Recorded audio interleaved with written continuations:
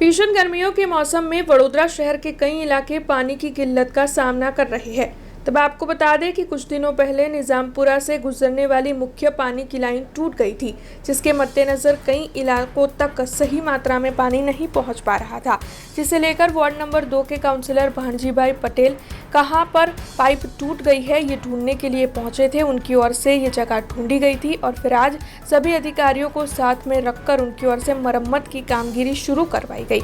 आपको बता दें कि निजामपुरा इलाके में जब ये काम पूर्ण हो जाएगा तब सभी इलाके के लोगों को सही मात्रा में सही प्रेशर से पानी मिलना शुरू हो जाएगा और ये काम जल्द ही पूर्ण होगा, ऐसा आश्वासन भी काउंसिलर भांजीभाई पटेल की ओर से दिया गया है। સૌથી પહેલાં જળ એ જ જીવન છે। આટલી ગરમી ચાલી રહી હોય ને જો ફીડર લાઈન તૂટેલી હોય ને એનું પાણીનો જો બગાડ આટલો થતો હોય, મારા વિસ્તાર નહીં પણ મારું એવું માનવું છે કે લાલબાગ ટાંકી જેટલો વિસ્તાર છે એટલો જો પાણીના પ્રેશરથી પ્રભાવિત હોય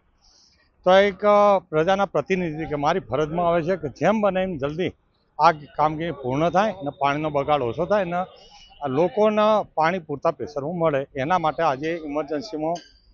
કામગીરી ચાલુ કરે ને સાંજે 5-6 વાગ્યાની કામગીરી પૂર્ણ થશે અને પંપ આપણે ચાલુ કરાવી દેશું। ભાઈ ફૂલ પ્રેશરથી પાણી મળશે, નિજામપુરા નહીં લાલબાગ ટાંકી સુધી સમજી લો, જેટલી ટાંકી અહીંથી જાય ફતેગંજ થઈ ફતેગંજ બ્રિજ નીચેથી જાય કાળાગોળાથી જેલ રોડથી ટાંકીથી લાલબાગ એ વચ્ચે જેટલા જે બુસ્ટર જે ટાંકીઓ આવે છે બધી જગ્યાએ પ્રેશરનો પ્રોબ્લેમ સોલ્વ થશે। મારું 3 MLDથી ઉપર પાણી જતું હતું, એટલે 1 MLD એટલે મારું એમાં કેટલા લીટર થયો, આ 10 લાખ 30 લાખ લીટર પાણીનો બગાડ થતો હતો એક દિવસનો। ભાઈ મારા જો ભાઈ વિસ્તારના બધા કાઉન્સિલરો એમના રીતે કામ કરતા જ હોય છે। મારે હું એટલો મોટો નથી કોઈ શીખવામાં, કારણ કે બધા કાઉન્સિલરો આજ પ્રજાના પ્રતિનિધિ છે, એમને ખબર છે કે આપણને જે વોટ આપે છે એના માટે કે આપણે એક સેવા માટે આપણે જો પાર્ટીએ જવાબદારી આપેલી હોય લોકોએ વોટ આપ્યો છે, આપણે આપણો કર્મ કરતું રહેવું જોઈએ, ફળની કોઈ આશા આની અંદર ના હોવી જોઈએ,